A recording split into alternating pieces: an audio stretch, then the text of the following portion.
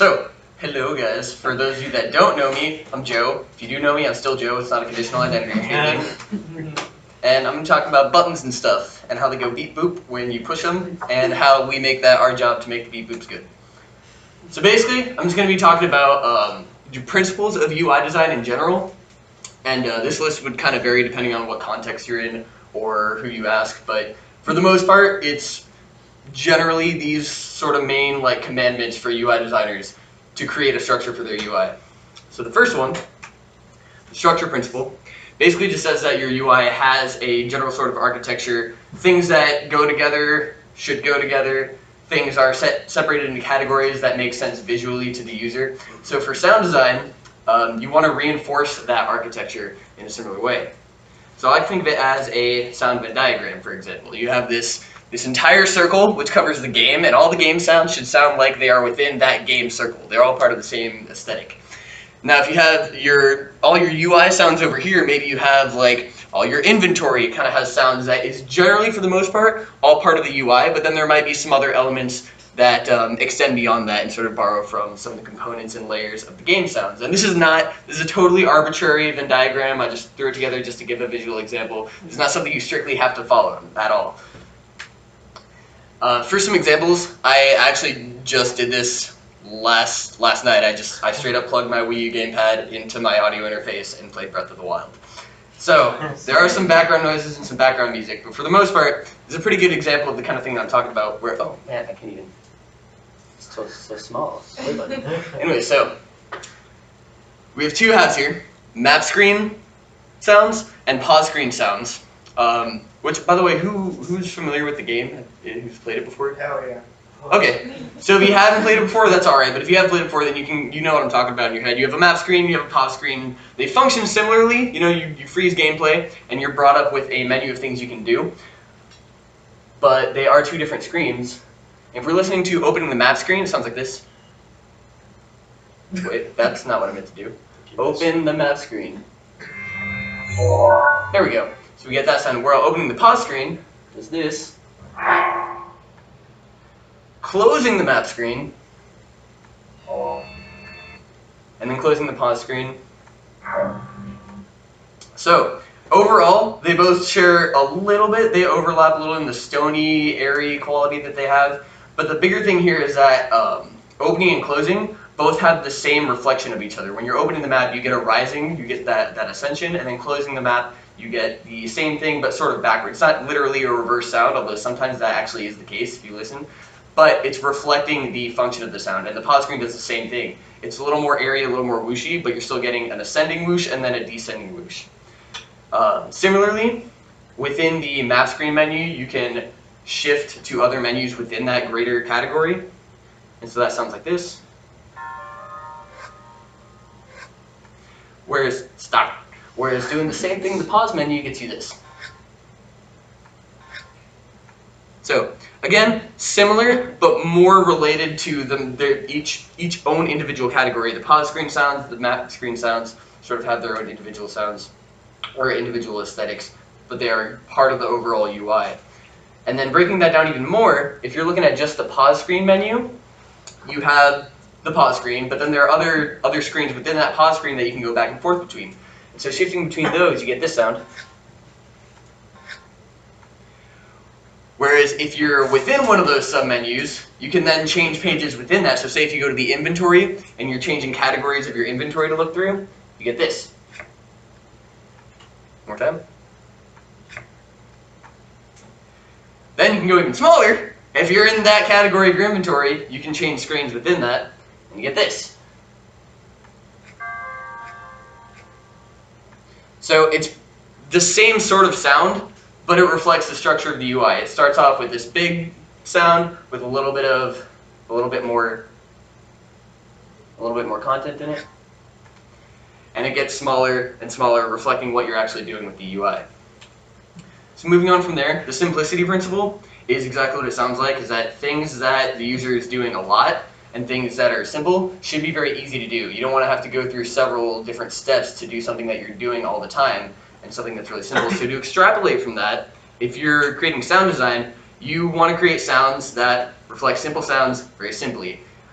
My favorite example is if you're just adjusting a setting slider, you don't really need that to be a very forward sound. It doesn't need to be maybe a few clicks, maybe no sounds at all.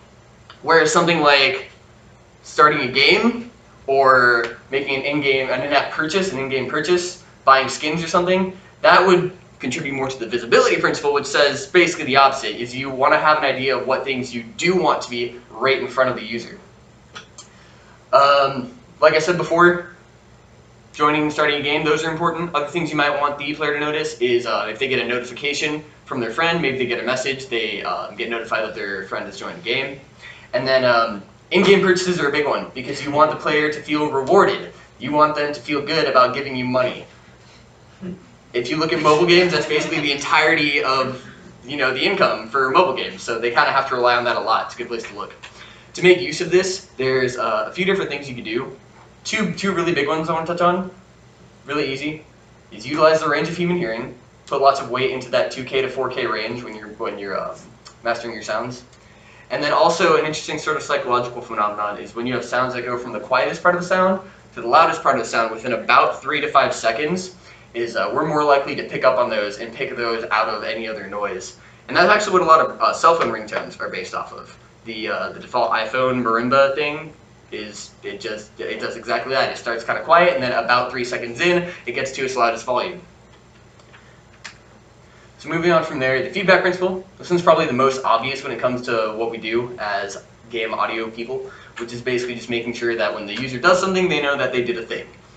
Now, this actually falls into two sort of categories, which is one, knowing that they pushed a button, or moved a menu, or dropped a slider down. But the other thing is the emotional feedback, which is knowing what specifically they did. So if I change to a new menu, what menu am I in now? I should be able to, not necessarily exactly, but you should have a general idea of if you close your eyes and do something within the UI, you should know what you did. Button behavior comes into play a lot with this, especially when you're getting with the physical sensation of pushing a button. And that's just a button. There's also sliders, drop-down menus, moving within menus, stuff like that. But if you're thinking of just a button, you have the button being pushed, you have the button being held, and you have the button being released. And a lot of times, depending on what the button does, you may want to have different sounds for each of those different parts of the sound. It's pretty common, usually for buttons that are just a single-time push, to either to separate the sound into two pieces where you have the push-down sound and then the release sound. Then a lot of games will actually just do something on the release because it just feels more natural that way. And that just comes with testing. So you play the game, you figure out what feels good. If it's awkward, change it.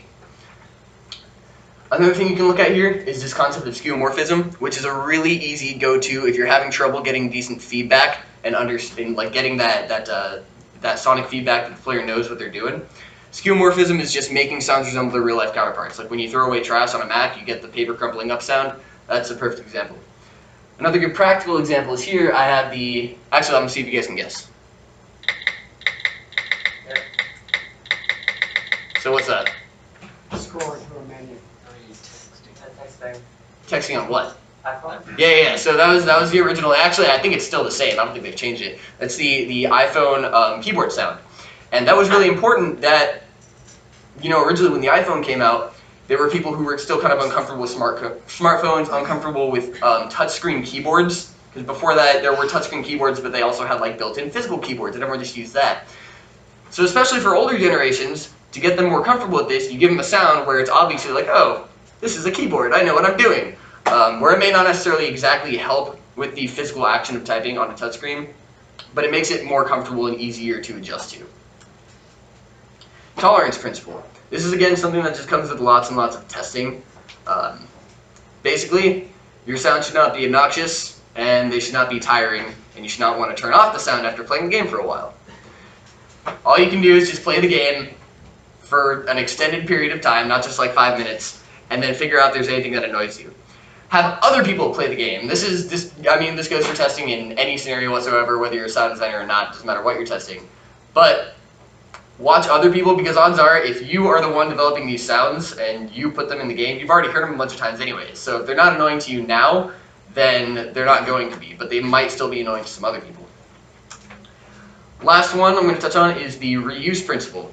And this one kind of goes back to the structure principle that I was talking about before. It helps give it that cohesiveness and that definite architecture to the whole UI, which is basically just having components that you are reusing throughout the entirety of the UI.